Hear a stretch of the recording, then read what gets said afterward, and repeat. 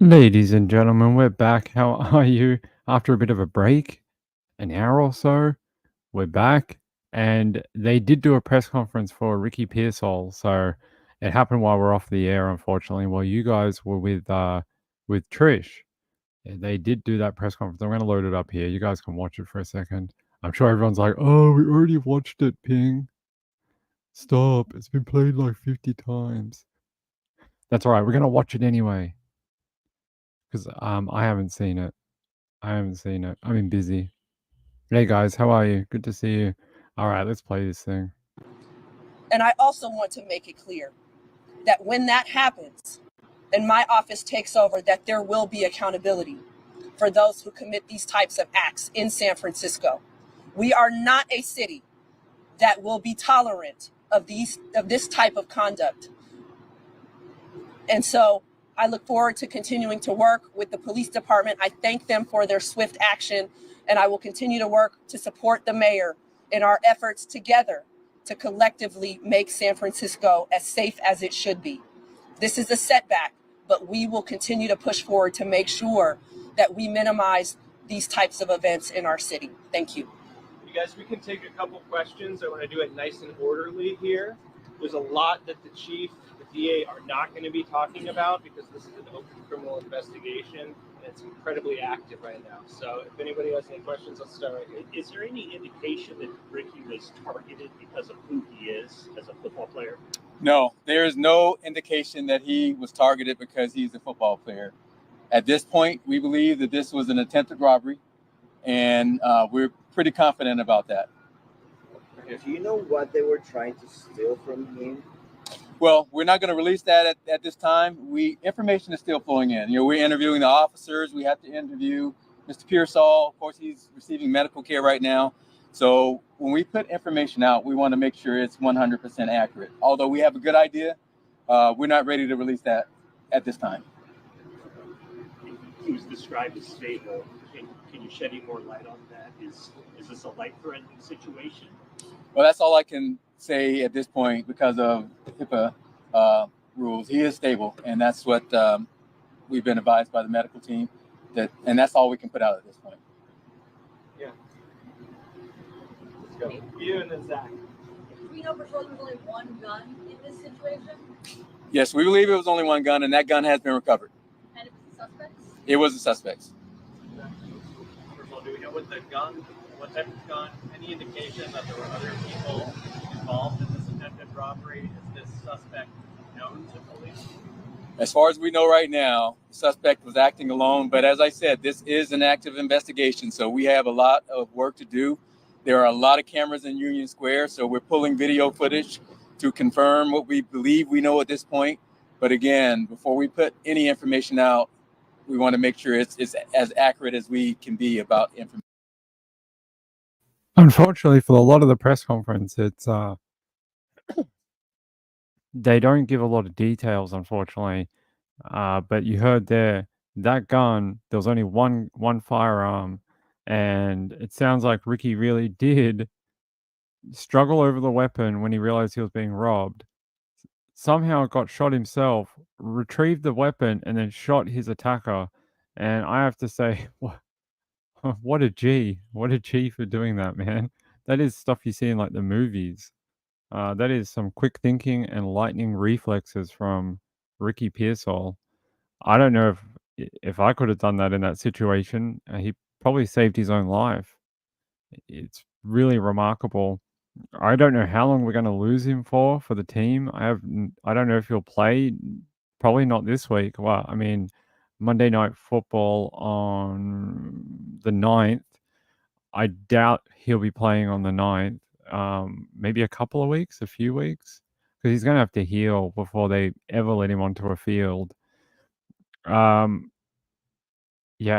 let's listen to the last few minutes here. But right now, we believe it was one lone person. That may change as we get video evidence. And a known criminal, simply? Well, he's a juvenile. So that's about as much as I can disclose at this point. What was the condition of the suspect, and also how was he able to, how was he shot? Was it during the battle with the call player?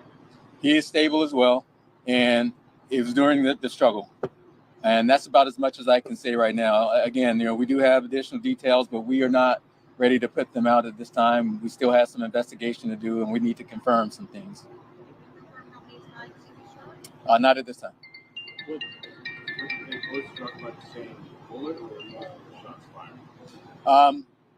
More than one shot was fired, but again, we need to confirm exactly how, and there's a lot of evidence that we have collected, and there will probably be additional evidence. So we will, as information is available, when the district attorney, because once she gets this case, we want to make sure we protect the information so her prosecution we can hold people accountable. So we're going to work with the district attorney in terms of what information can be released.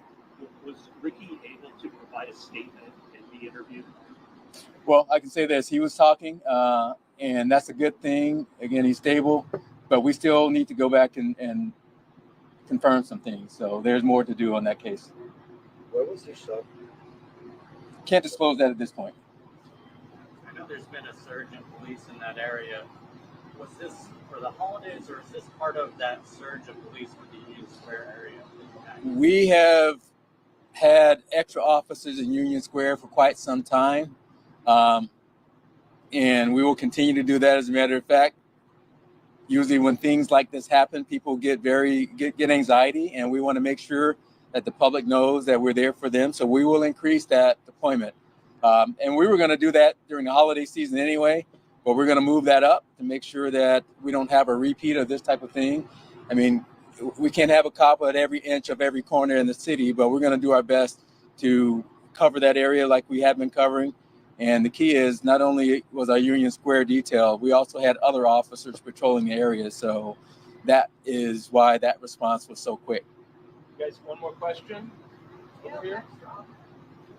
extra officers here at the hospital overseeing Ricky? We have officers here right now. It's an active investigation, and we want to make sure he has what he needs. But there are other officers here because there are other incidents that have happened where officers are investigating other cases. But we are here to support him as well as our other victims that are here. So you see quite a few officers here, but we are here for everybody. All right, last one. Mayor, the DA mentioned that this is a setback. Can you comment just on the idea about San Francisco and time and Superloop narrative, et cetera, and consequences of that? Yeah, I would just say that it is very rare for something like this to happen in Union Square. And also, as what was mentioned earlier, we have had an increase in officer deployment, specifically covering the Union Square area for the past couple of years. And so, unfortunately, this incident, we are glad that the victim will be okay. But this incident does set us back from all the hard work that we've done in order to make significant changes in public safety in San Francisco. The 17-year-old who committed this crime didn't seem to fear any police or detail or whatever she's saying, the expanded police operations that they apparently had. He seemed to be okay with pulling a weapon on. I don't know if he knew he was an NFL player, but I think they said no. But you never know with these young people. They tend to find celebrities pretty easily. I mean, I don't believe her. I just don't believe her. If you had such a staunch police operation in that area, there's no way anyone would have pulled out a gun and tried to rob someone armed, because they would be like, oh my God, there's going to be cops here in like 1 second. So the fact that this, young person was like, okay, doing it shows me there's no fear in that area of being caught. There's no fear of police at all. So while you can spout statistics to me all you want about how much money you're spending to increase patrols in the area, I feel like we hear those statements every single time something goes wrong. Oh yeah, this was a it's not it's not a random incident, and that's one they like to use. They didn't use it in this one, but it was targeted. Oh, we've increased patrols. It doesn't. They have no fear. Dude pulled a freaking weapon on Ricky Pearsall and tried to take his Rolex. That that 17-year-old is lucky. One, he's not dead. He's lucky he didn't die today. Same with Ricky. Ricky's lucky that it didn't hit anywhere else in his body, and we didn't lose a young football player just trying to go to a signing event. Yeah, I heard it was 5 shell casings that they retrieved from the scene.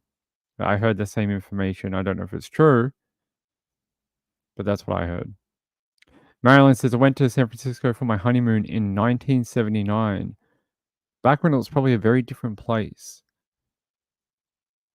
Rachel says that city is a mess and has been for years. Yeah, they can paint as much lipstick on a pig as they want, but there are serious systematic issues plaguing that city right now. And I'm not trying to say it's my city where I live in Melbourne is any better. We have problems down here with youth crime, youth breaking into people's homes at night with weapons and stealing people's vehicles. So please, when I say that, I'm not trying to disparage San Francisco at all. I actually love San Francisco. I'm a huge Niners fan. Like it's a place I really, really like. But there's obviously issues. Everyone can see them. Everyone. Even people halfway across the other side of the world can see the problems going on there right now.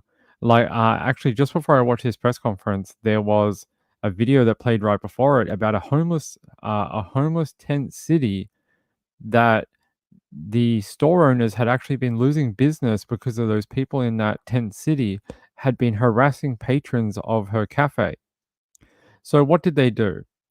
Well, they decided to move the tent encampment from one side of the river to the other side of the river. And they went and interviewed the cafe owner, like, what do you think about this this plan to move it from one side of the river to the other? Do you think that'll help your business? She's like, no. What is that going to do? It's going to do exactly nothing. So just more terrible ideas that don't help anyone. Rachel says, I spent a lot of time there as a child in the 70s and it was nice. Makes me sick to see what's happening. You can't even go to the wharf now. I think the issues in San Francisco are like multi-layered. There's the price explosion that happened with the tech move in over the last 20 years. That's not helped. Pricing people out of accommodation and homes in the area. There's a whole bunch. It's multi-layered, the issues there. It's not just homelessness people. There's financial issues. There's economic issues. There's socioeconomic issues. There's all different stuff that's wrong, and none of them seem to be, getting fixed. Hey, Candy. What's up, sweetheart? Candy says, hey, everyone. Catching last show on TV and live popped up on my iPad. Ping, you are taking over my house. I don't advise that to be a thing. Oh, yeah.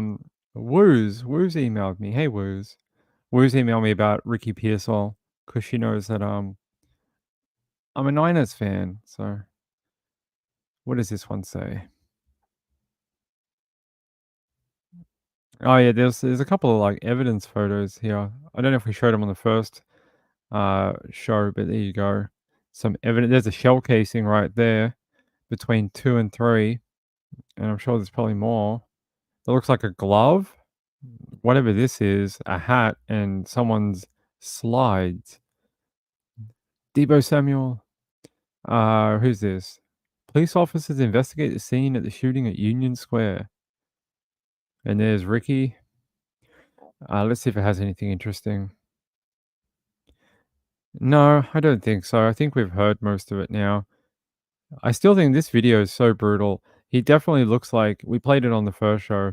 He definitely looks like he's in a state of shock. He doesn't look like his normal bubbly self at all. He looks like he's definitely in shock. Yeah, I can show it to you. There's Ricky getting led to. They didn't even get the stretcher. They're like, you can walk.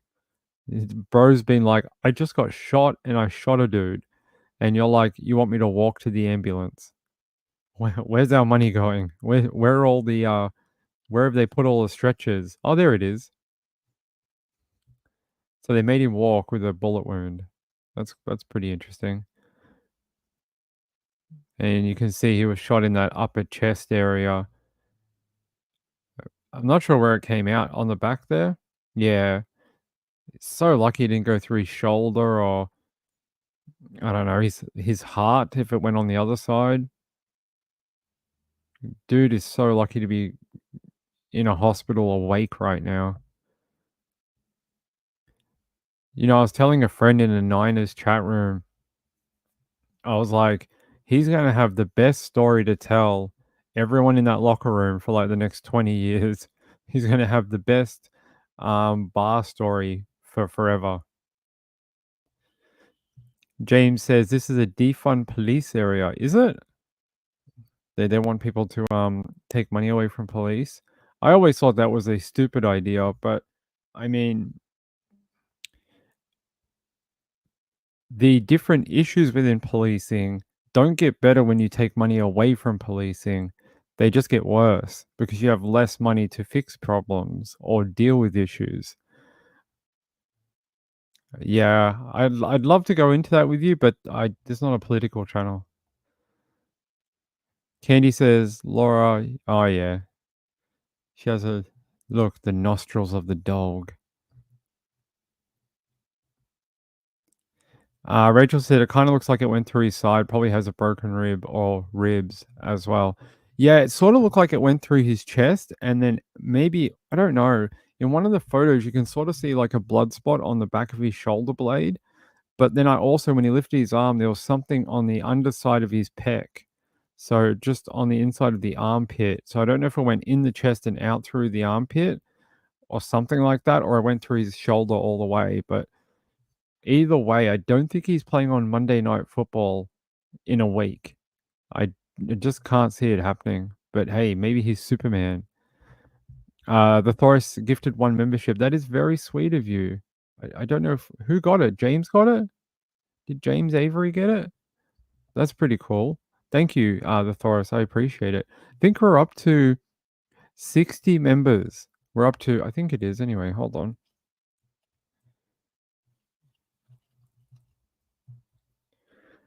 By the way, we are going to put a shelf up here and we've got a little sign that'll tell you like the subscriber numbers and who the members are and stuff like that. We'll be building that soon. Members gained. Total members 54. That doesn't sound right, but okay. 54 members. How many do we have? We had 1 cancelled membership in the last, only 1. That's pretty good. I don't know who that was. It doesn't tell me, but we only had 1 person cancel their membership. I don't know who that is, but we got 54 right now. That's pretty good. Yeah, doesn't tell me. It doesn't matter. Oh, Wendy R got it. I think she used to have a membership. She might be the cancelled one. That's okay. Sometimes people can't afford it and they only want to do it 1 time. That is perfectly fine. That is, very kind. Okay. Let's see. I don't think I have too much more information. They're not going to do any other update. San Francisco 49ers did put out a statement earlier, about an hour and a half ago. Didn't say a whole lot except to say that he was in a stable but serious condition in hospital and that there were, here it is. It says, actually, I will open this here. It says statement from the San Francisco 49ers. San Francisco 49ers wide receiver Ricky Pearsall was the victim of an attempted robbery and shooting this afternoon. He sustained a bullet wound to his chest and is in a serious but stable condition. We ask that you please respect his privacy at this time. Our thoughts and prayers are with Ricky and the entire Pearsall family. Yeah, let's hope his family can get out to him and, see him in hospital and stuff like that. Oh, it's his birthday in a few days? Oh, no. Is it really Ricky Pearsall? He's a September baby? Let's see. Oh my god. His birthday is Monday Night Football. The first game of the year, a home game in San Francisco against the New York Jets. So it's actually his birthday that day. Do you think he'll play? Do you think he'll play on Monday Night Football? It does. Some people can join on Apple, but it's easier to join on a computer, I think. Hey, that's not too bad. We had five expired gifted memberships, and we had only one direct cancellation. So that's it's not bad. It's not bad. Yeah, I don't know why it doesn't let you know, but because I'll give that person a membership if I can figure out who it is. But I just don't think it tells me. If I knew, I'd gift it to them. It doesn't give me a name. It just says one person.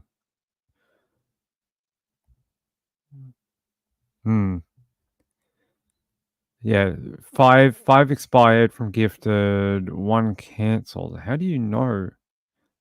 It gives me names of who's active right now, but it won't tell me who wasn't able to rejoin. I'm not sure. I'm not sure. But if that person comes forward, I will gift you a membership for free. I'll do that for you. I want if people want to stay a member but they can't afford it, I'll help you out. You know, it's my channel. Okay, let's see what else we have in here in this details. I think that's it. This was the first lady to report it too. She did a great job today. Let me see if she's got an update for us, and then we'll talk about some actual true crime. Although this is true crime, but she didn't give an update. She just stopped updating like 4 hours ago. Suspect is a 17-year-old male from Tracy, California. Yeah, so that's the latest update that she did. Suspect is 17 years old and is a male from Tracy, California. Where is that? No, that's not it. Did she spell it incorrectly? Is it TRCY? Yeah, no, it is. Okay. City of Tracy is okay. San Joaquin County, so that's where it is. That's a bit far away. Okay, hold on. Guys, hold on a second.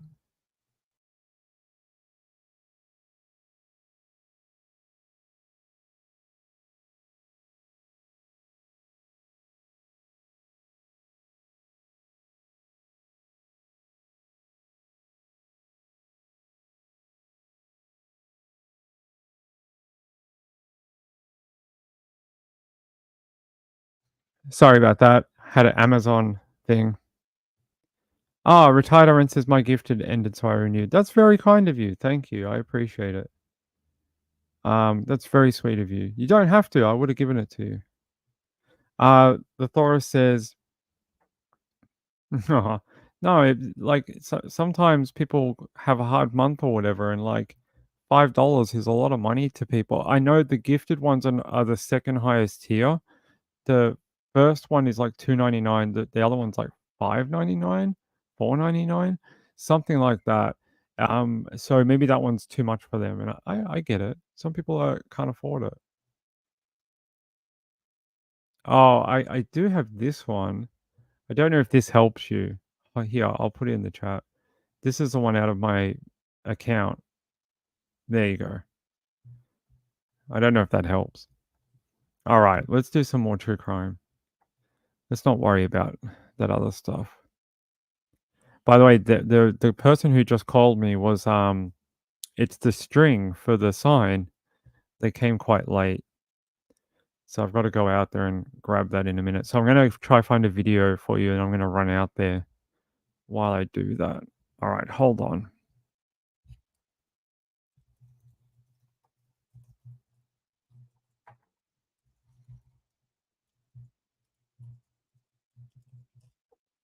Alright, I'm just gonna see if there's an update in that man arrested. Yes, there is.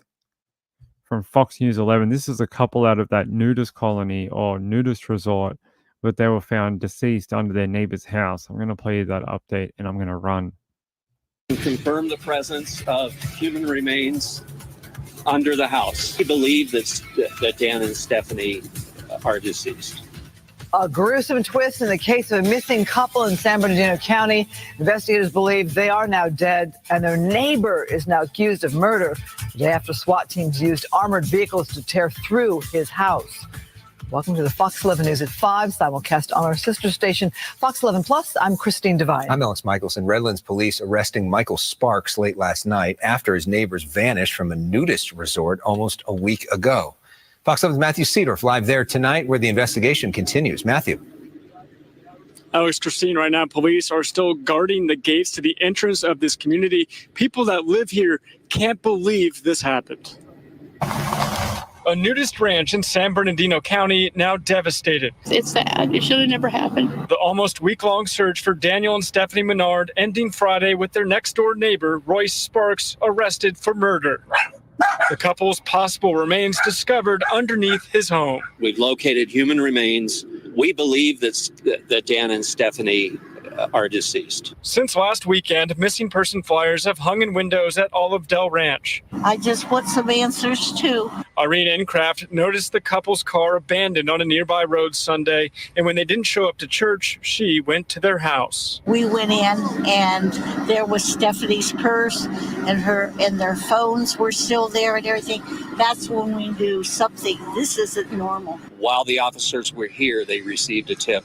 Following a tip Thursday, SWAT teams used armored vehicles to tear through Sparks' home, occasionally getting stuck in holes. Late Thursday night, the couple's 62-year-old neighbor surrendered to police underneath his house. Was there some sort of reported tunnel system underneath the house? There are no tunnels that we can tell.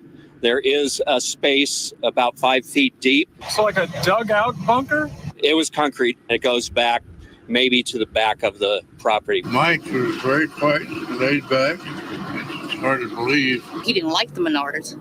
You know, he said it many times that he hated them.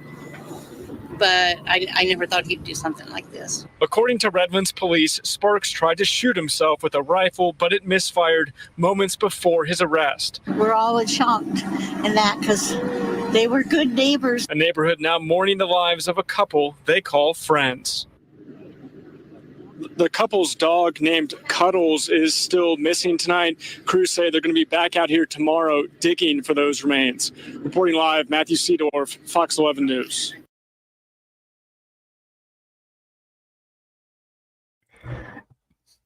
No, I haven't heard anything about the dog, about Cuddles the dog. Let me see.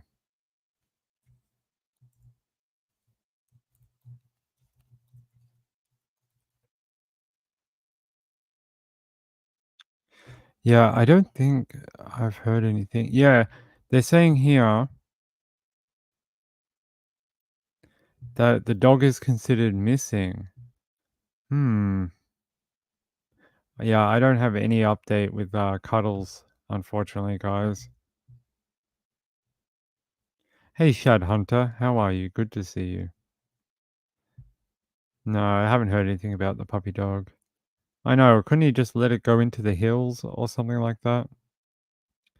Yeah, how sad.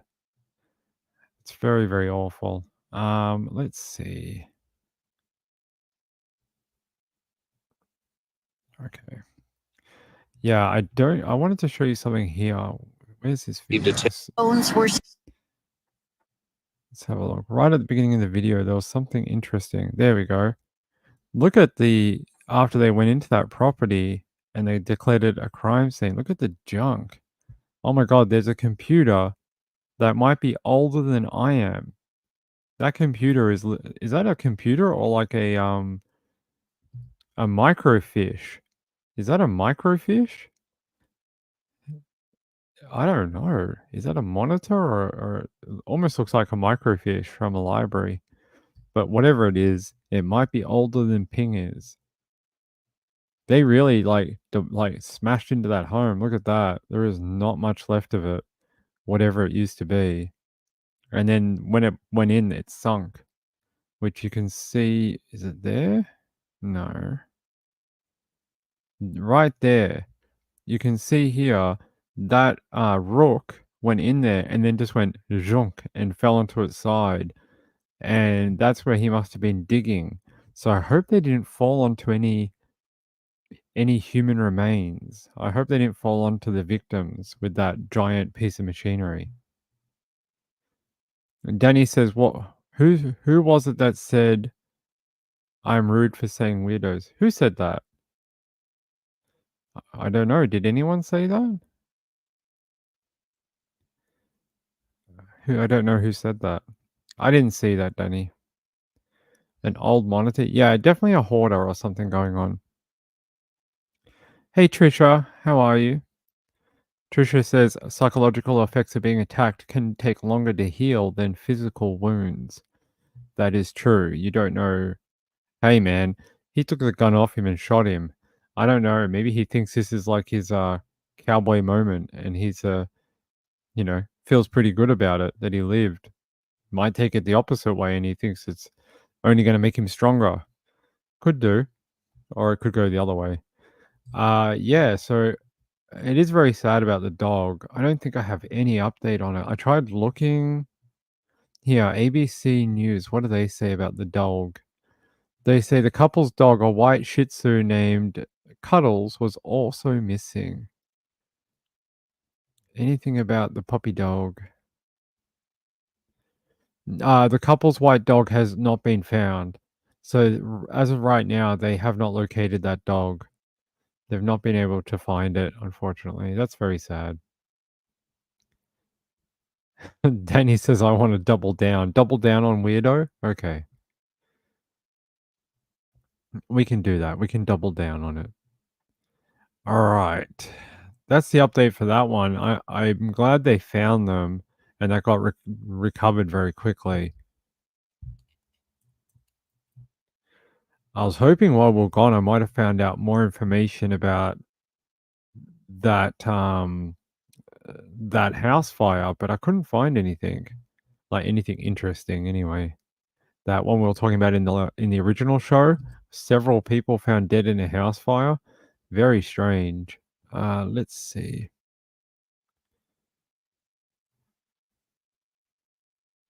Yeah.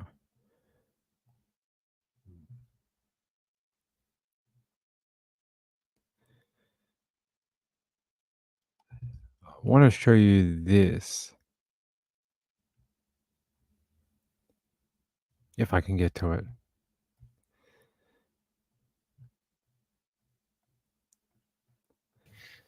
New 10. Yeah, this is wild out of Arizona. New at 10. Tonight, police in Tempe, Arizona are investigating a bizarre death.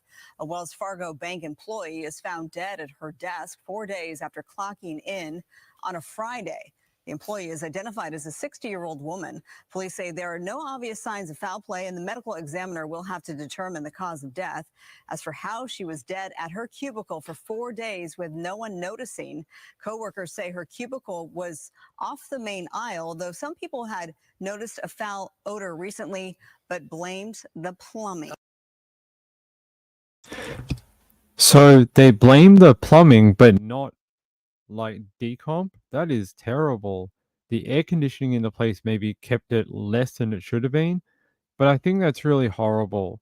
It doesn't matter if her cubicle was off the main route in the office. How come no one went to her to check, like, why wasn't your report handed in at 5 p.m. or, where's my friend that works in the office? It's really sad.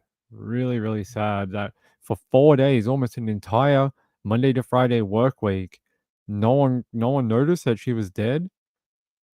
Danny says no friends or family noticed her missing. Yeah, did she not have it's not wrong to not have children or a husband or whatever, but I'm just asking, did she not have a significant other or a wife, a husband, an octopus? I don't know. It's really sad. It's hyper sad. Yeah, and she's working a really hard week. She hasn't logged out in 142 hours. She's a real hard worker. Let me see if I can find anything else. Her name was Denise Prudhomme, and they're saying here officials are going to probe the death of the official. No. Yeah. Officials probe death of Wells Fargo employee found in her cubicle 4 days after last scanning into work. Yeah, so she was scanned in for like 4 days, never scanned out. It said it's not clear how she had gone unnoticed for so long. NBC affiliate KPNX of Phoenix reported she worked in a cubicle on the 3rd floor, away from the main aisle. They said Tempe police responded to the Wells Fargo office in the 1100 block of West Washington Street after on-site security called about an employee they believed to be dead. She was pronounced deceased at 4:55 p.m. That day.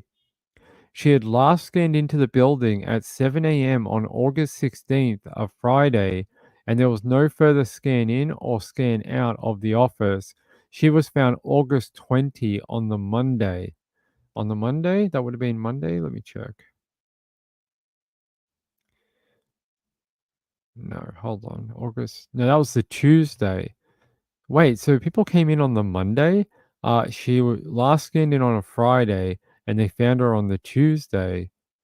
That's brutal. So people were just like walking around on the Monday going, did someone fart too much in here? Like, what the hell's going on? Who ate Taco Bell for breakfast? Who had too many breakfast burritos? Because this place smells terrible. What is going on in this office? We need some Febreze. We need some like candles. We need some air fresheners. Like, is that what happened? And no one looked around and no one was like, hey, Denise didn't log in today for our Zoom meeting from across the state. She hasn't talked to our manager since Thursday last week. It's very strange. They really need to have a complete investigation into that. Yeah, it's interesting. Like, did they not have the cleaners come in on a Friday evening? Friday evening is actually one of the busiest periods for cleaning companies because often offices are empty. So they come in and they do a lot of the cleaning over the weekend for Monday morning. So I find that odd too. That did the cleaners just think she was asleep in her cubicle? So they're like, "Hey, just lift her legs up and we'll vacuum under her, and we'll just let her keep sleeping." And someone went, "She's awfully cold." And they went, "Yeah, the air conditioning's turned up pretty high. Let's turn it down and give her a blanket." I mean, it's a little odd. Rachel says the story really bothers me. No one noticed that she wasn't there until Monday. Were family not missing her over the weekend? Was no one trying to call her? Like coming from someone who has no family, really, I get it that if I did that at work, maybe no one would know I was missing when I was younger. I understand, but you would think there'd be someone that would be SMSing a online friend or chat room buddy, something like that. Evil Alaska says, proof no one really notices anyone else other than themselves. I think it's a sad indictment on the office culture in that place that apparently they just didn't care that she, like, they hadn't seen her. She didn't turn up to meetings. She didn't log into the Zoom or the company chat or whatever.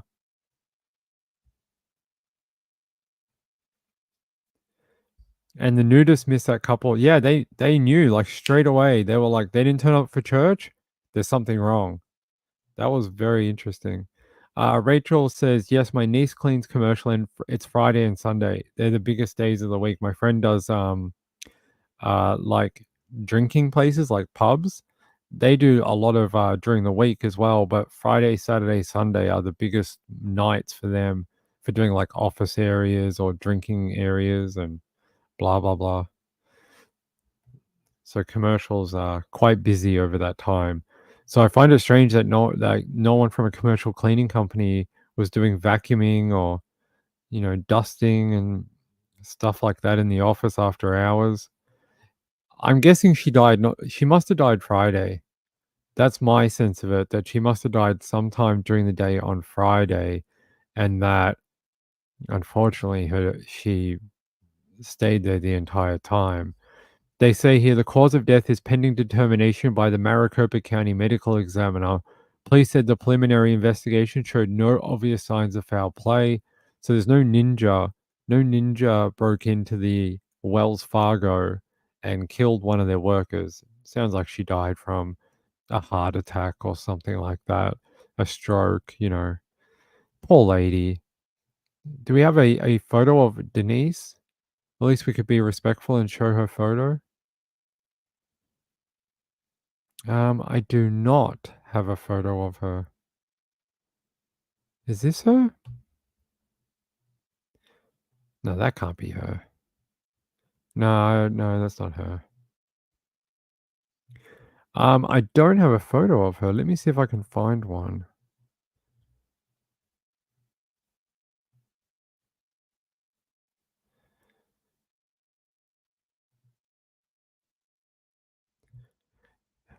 This is interesting. Apparently, the building she worked in has 24/7 security. So this person is saying there's no reason why someone couldn't have seen her or checked on her. Yeah, I agree. That's concerning. All right, here, there's another video here. The Wells Fargo employee died at her desk. And 12 News is now confirming that it may have taken as many as 4 days for anyone in the office to notice. Good evening, and thanks so much for joining us for 12 News at 10. I'm Kariba Devine. I'm Mark Curtis. It's a story we first reported yesterday. Tonight, Tempe police are confirming the timeline of when the woman clocked in to when her colleagues found the body. 12 News journalist Gabriela Becerra is in the studio with new details tonight. Gabby, 4 days. I mean, this poor woman went 4 days undiscovered. It's hard to believe. And that's a question many employees are asking themselves tonight. I spoke with an employee who said that she shared her perspective on the workplace environment, and they say it's a big building, but most people don't work there on a daily basis. A Wells Fargo employee went to work the morning of Friday, August 16th, and never went home. Tempe police tell 12 News 60-year-old Denise Prudhomme scanned into work at 7 o'clock in the morning. 4 days later, police responded to the office building near Washington Street and Priest Drive for reports of a subject down. Prudhomme was declared dead. The Tempe Police Criminal Investigation Bureau is investigating, but do not suspect foul play. A Wells Fargo employee exclusively spoke with 12 News, but asked not to be recorded or identified out of fear for their job. They say a colleague found Prudhomme dead at her desk in a cubicle while walking around the building on Tuesday, August 20th. Prudhomme's cubicle was reportedly on the 3rd floor and away from the main aisle. This employee says several people had smelled a foul odor, but passed it off as faulty plumbing. They say while most Wells Fargo employees at this Tempe location work remote, the building has 24/7 security, and someone should have found Prudhomme sooner. The incident left several employees feeling scared and uneasy. This employee wants to see new safety protocols in place, telling me, quote, "It's negligence in some part." A different worker also spoke with 12 News anonymously. It was just uncomfortable. Again, calling on the company to do more. Body was there about 4 days before anybody found it, before anybody walked up to her and just to say hi, make sure she's okay. She was just laying on her desk. A Wells Fargo spokesperson previously sent 12 News a statement saying, in part, "We are deeply saddened by the tragic loss of our colleague at our Tempe office," adding counselors through our employee assistance consulting service are available to support employees.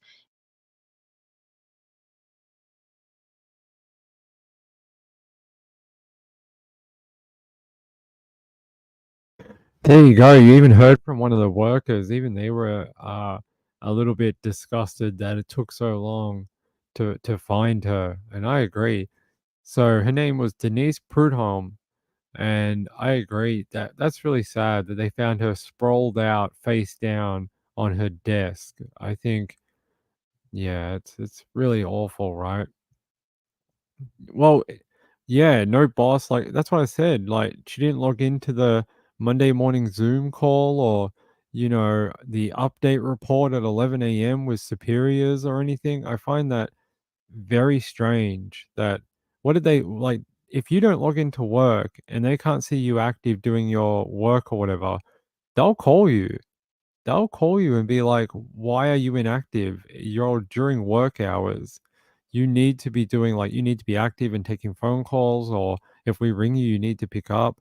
Doesn't it's something wrong? There's something wrong there. The fact that it was over 24 hours after the Monday that then they found her. Like no one realized that she didn't log in on Monday, that she wasn't doing any work. No reports had been handed in. No team members could get in touch with her. Oh, Snarks, I hope you don't either. What I can say is this. That lady probably worked there for a really long time. She was 60 years old. She was only 4 or 5 years away from retirement age. She may have worked for Wells Fargo for 25 years, right? She worked for that. She may have worked for other companies too within her life, but this, what I'm about to say, applies to it all. She gave a lot of her life to these companies and ended up dying at work. So, this is what I'll say to you all. Remember that work is work and it pays the bills, but that there's much more to life than sitting in a cubicle all the time trying to please everyone in that office. And I know you might be like, Ping, that's so easy for you to say. You're a YouTuber. But even YouTubers should get out and stop streaming and go do something with friends and have some fun that's not in front of a computer.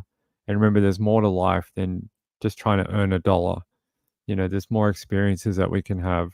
And I think if you wanted to take anything away from her death, it might be that is that don't be that person that works themselves to death in their office. I think that's really sad. Yeah, I don't know. Is there no like log that would show you, hey, security wants to know why it's still saying someone is logged in at midnight on a Friday? Like that is odd. Oh, he's good. I'm glad that he's doing okay. I'm glad that I don't know Dolly. I've never watched his show. I've never been to his channel. I'm not a subscriber, but I hope he's okay. So, yeah, so that's a really sad story. Make your bread, do what you got to do, but also try and have some fun in life. And remember, these companies, I think we all know, they don't give a crap about you. You are literally a cog in the machine for them. They they couldn't give a crap. They might put a statement out saying how sorry they are or whatever. They will replace your ass next Monday morning. There'll be someone starting that's going to work in your role. So they don't care for you. They don't care. There's no loyalty in these type of jobs. You are literally money to them. Just like you want money from them, you are money to them. Same deal. Don't get it twisted. Rachel says, I saw a post the other day about workplace replacing you before the funeral. 100%. We saw, Mamta's husband, Naresh, the company he worked at was already hiring after he was arrested. They were already hiring for his role, like the day after he was arrested. They had a article up. We had it on this channel, showing that they were hiring the same role as what he did, because he'd been arrested for hiding his wife's body, and they were already hiring 24 hours later. Hey Shad, good to see you. Thank you, Shad. But yeah, very sad. I hope we can get a photo of Denise at some point. That would be really nice. I'd rather have a photo of her that at happier times that we could show. I'd rather have that. Because I even when I search her name, then nothing comes up. Like I can't find a Denise that might be 60 years old and have a photo. Let me see. No, not that one. It's interesting that no photo has been released of her, like, as a tribute. Brian Poot? Oh, that's interesting. What town is this? No, it's Dakota. Okay. There was a lady called Denise Olsen. No, that's not right. Yeah, I can't find anything. If we do, I'll show it to you. Sorry to hear about your husband, Marilyn. What did you say? Husband died 2 months before he was due to retire. And I understand that must be really hard when you go through your working life and you're about to retire. Your retirement age is supposed to be like a different part of your life where you get to enjoy the working years that you did, the money you saved, or the things you want to do freely. You don't have to get up and go to a job in the morning. You can go out and go traveling or whatever. So, Marilyn, I understand how you might think you were robbed of a part of your life. I get it. It must be very hard.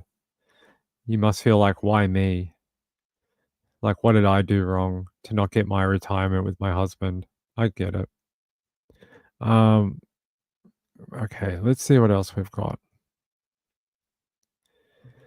Okay. Let's head out to Orange County.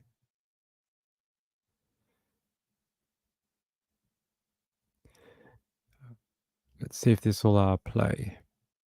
All right, we begin with that breaking news first at 4. The father of a 9-year-old girl who was murdered is now under arrest. In the last 2 hours, deputies announced the arrest of LaJuan Sessions. His girlfriend, Ty Martin, is already in jail, charged with the murder of Jamaria Sessions. Detectives say she used the family dog to attack the girl. West 2's investigative reporter Greg Fox talked with Jamaria's grandmother and with a neighbor who says the same dog attacked them. A warning, some of the details are disturbing. Jamaria Sessions was just 9 years old, but she had big plans to become a veterinarian. She loved animals. But this animal, a 103-pound Rottweiler belonging to her father's girlfriend, played a role in the girl's murder inside the home where she lived in Montverde. How could someone do a child like that? Althea Chenault is Jamaria's maternal grandmother, who cared for her and a younger sister after their mom died of leukemia 2 years ago. She was horrified to hear that Jamaria was found dead June 17th, nude, and had a significant number of abrasions, small punctures, burns, possible bite marks, and bruising covering her body. Also, it appeared that the dog had bitten the child's head. How they torture her all night. I didn't even sleep for an hour. Just it's playing back in my head how they said she drugged her and her blood was there, how she just was getting bit up. Tyshale Martin, the girlfriend of Jamaria's father, is charged with first-degree murder. Detectives say security video inside the home shows her kicking and dragging the girl and encouraging the dog to bite her. Jamaria's father, LaJuan Sessions, is now charged with aggravated manslaughter of a child. Jamaria's grandmother believes anyone who was aware of the abuse should face maximum punishment for causing or hiding abuse leading up to her death. You can see in several photos a bandaged arm and in others, dog bite marks. And she got tortured all these days. We don't know how long she was there, suffering and pain. According to records obtained by West 2 Investigates, there were 10 complaints about animals at this home from November 2021 through mid-June. In one of those complaints, a neighbor says that he was attacked by the Rottweiler. And I look up and he's lunging through the air at me. Big dog, big Rottweiler. Dennis Beller says he was terrified at the time. He shared this photo of his bloody hand and told us how he fought back. And I start punching him. And he backs off then. And I'm bleeding. Blood's running down my arm off my elbow. But the dog was allowed to remain in the home and, according to detectives, was used by Ty Martin as a weapon on Jamaria Sessions. In Lake County, Greg Fox, West. That home that was at the end there. This home, I feel like we've done this story before. Like when it very first happened and the child died, I feel like we've done this. That home seems so familiar because I've not seen a home that looks like that many times. And this just seems like maybe we covered it when she was found deceased. And now there's finally murder charges. So They're saying here the sheriff's office confirmed that the warrant charges Sessions with aggravated manslaughter of a child, including his girlfriend Tyshell Martin, 34, has been charged with first-degree murder and aggravated child abuse and child neglect in the June 17 death of Jamaria. What they did to her, according to that autopsy report, is disgusting. Telling the dog to bite her, and you can see some of those bite wounds in the photos, but not even that. If you look in this photo, if I draw this back, look, she looks normal there, right? And look, she's got a freaking black eye here, like someone's punched her in the head in this photo. So there's a lot going on in that house. Not just to that child, not just her encouraging the dog to bite the child and her hurting the child, but possibly the boyfriend hurting her. So it's like a circle of just bad things happening to all of them. Doesn't excuse any of the actions, but I'm just saying it seems like that house was a house of abuse. Rachel says that is so terrible, that poor girl. They should do life. I also hate it when people give breeds a bad reputation. I agree. STL card says October 6 is the 1-year anniversary of my mum's passing. That must be really hard to deal with. I haven't lost a parent, so I don't know. But I lost my granddad about 18 months ago, and it was hard. But it was almost like the stuff that happened before he died was harder. Seeing him decline very, very quickly, because we knew he was dying. And it was almost like the earlier stuff was harder to go through, the stress and he's in hospital and he's not in hospital and he's back out again. Now he's in a home. That kind of stuff felt worse in a way, even though when he died, it was terrible. But it's almost like we were waiting for it. Almost maybe we came to terms with it in the time that we had. But to lose a direct parent, I have no idea. That would be very hard. I'm sorry to hear that. I'm sorry that's only a month away for you. Quality of life. Yeah. That's right. Retired says, we have 2 pit bulls. Sweet doggies. Yeah, so I can relate, but I can't fully relate. I don't know what it's like to lose a direct parent. But that must be very, very difficult, especially if you're very close to them. Yeah, I hope you try and do something good for your mum on that day. I don't know. Do something in her memory that she would have liked. I don't know what she liked. If she liked flowers or going to gardens or something, you could do that. Invite some friends, have a picnic at her favorite spot or something like that, and tell stories about her. That's how we keep our dead relatives' memories alive. We try and do these anniversaries and we tell stories about them and reminisce about memories that we had. That's what we do for our grandfather. Every year we do the same thing. We go to his home and we get fish and chips and we all hang around and we just talk and share moments and memories that we had with our grandfather and just, tell silly stories about him. Rachel says, you have a Pitbull/Doberman mix, and he's a sweet dog. We had to rescue Roddy for 12 years. She was very sweet. I'm not a dog person. I haven't owned any dogs in my life. I've only got the cats, although they are bigger than some dogs. They are bigger than some of the dogs that live in my apartment unit too. We've got dogs that live upstairs, and my cats are bigger. Some of them are really small, like little chihuahuas. All right. One more, and then I'm going to get out of here for the night, okay? One more. Let me see if I can get this one going for you. Very sad story from police.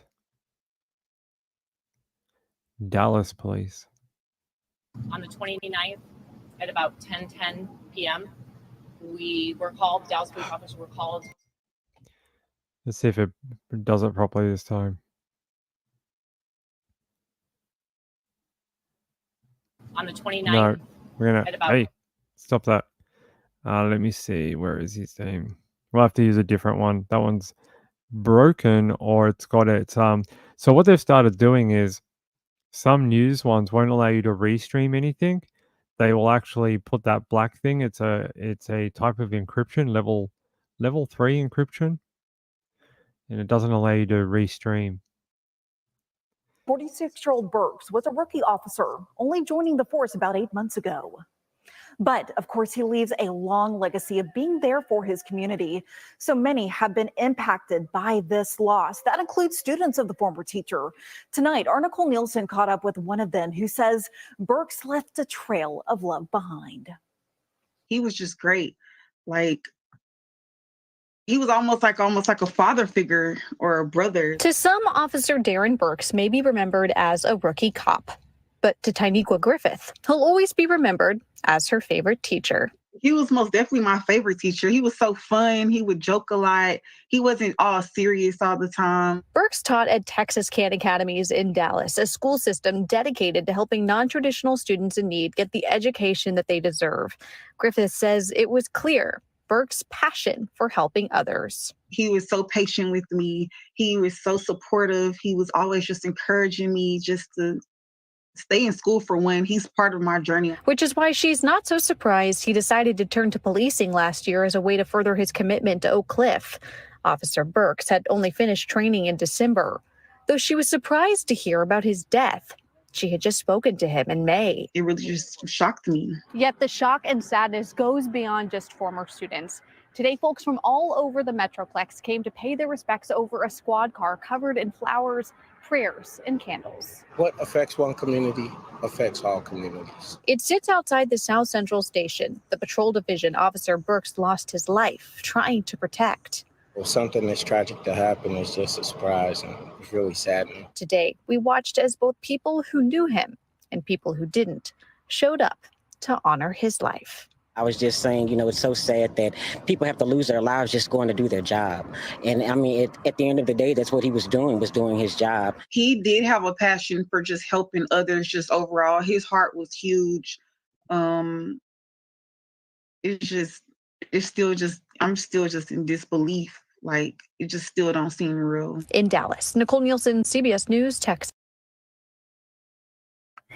Seemed like a good guy, someone who wanted to serve their community and do a good job while helping other people. It says here the guy who shot him was named Corey Bay. He's 30. He approached the officer, Officer Darren Burks, who was parked in the lot of Fort Oak Cliff Community Center. They're saying here, Corey engaged the officer through conversation through the officer's window while recording the interaction on his phone. The suspect then pulled out a handgun and executed Officer Burks as he sat in the vehicle. When dispatchers heard a strange noise and were unable to contact the officer, they dispatched officers to his GPS location. Dallas Police Senior Corporal Jamie Farmer arrived at the parking lot at 10:11 p.m. and was immediately fired upon by the suspect. As Farmer attempted to cross the lot, the suspect retrieved a shotgun he had placed on top of Burke's patrol vehicle and shot Farmer in the leg. Oh my God, it's horrible. Another senior corporal, Carissa David, arrived at 10:12 p.m. As she exited her squad car, the suspect rushed towards her, firing his gun and shooting her several times, including a shot to the face that halted her return fire. As additional officers arrived, the suspect fled, prompting a police pursuit along Loop 12 onto I-35 East, as captured by TX dot cameras. The chase ended in Louisville, where the suspect exited his vehicle while brandishing a shotgun. He advanced towards the officers and aimed his weapon at them. The officers returned fire, fatally wounding the suspect. No officers were injured in the final confrontation. ABC 8 reported that officers discovered a social media video posted by the suspect on Tuesday where he approached officers in an unmarked vehicle and questioned their presence. He would say things like, "Is there any problem, officers?" The officers replied, "No." "Is there any criminal activity we need to be aware of?" he inquired. "All good, man," said the officer, and he just said, "Okay, thank you," and walked away. That is a weird interaction to then go and have several firearms that you approach police for, almost like he tried a dry run. Almost like he tried to see what would happen if he randomly approached a police car and started asking random questions. What would they do? Would they pull a weapon? Would they try to arrest him? Would they move away? It was almost like he was trying to see their reaction, and then he did what he actually did and brought weapons and executed an officer in their car, and in the preceding moments fired on the other officers who came to protect their friend and work colleague. So what a strange set of circumstances, but unfortunately it led to that one officer losing their life in that vehicle. The other ones were injured. I hear they're on the mend. Is that right? It doesn't give me an update. Let me just check. I want to make sure the other two officers are okay. Yeah, only two of them were only one guy was shot and killed. That's the officer in the video that I just played. Here's a photo of the suspect too.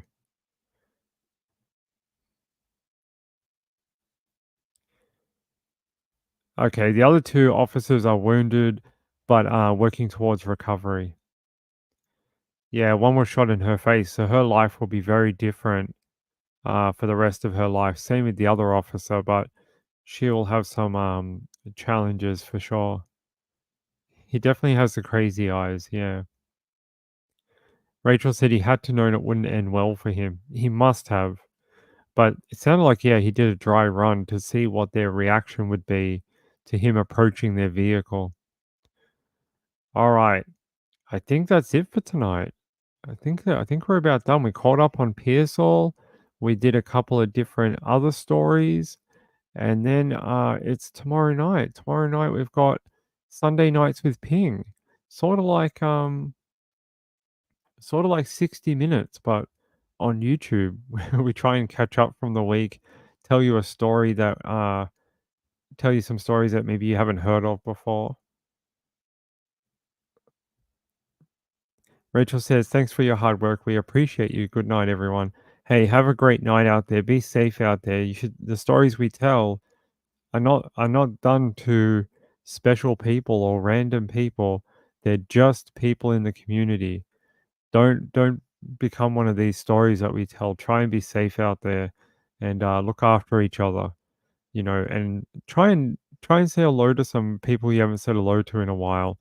Like the lady in the office. Maybe if someone had helped her earlier on, maybe she would have survived. Try and be nice to people out there, okay? Peace out, everyone. Good night. I'll fix the sign. It'll be better by tomorrow. We got the string. It came in while we're on the show. Good night, everyone. Oh, by the way, thanks for gifting that membership to Thoris, and thanks for joining Retired RN, and thank you for the super chat earlier, the Thoris. I do appreciate it. Good night, everyone.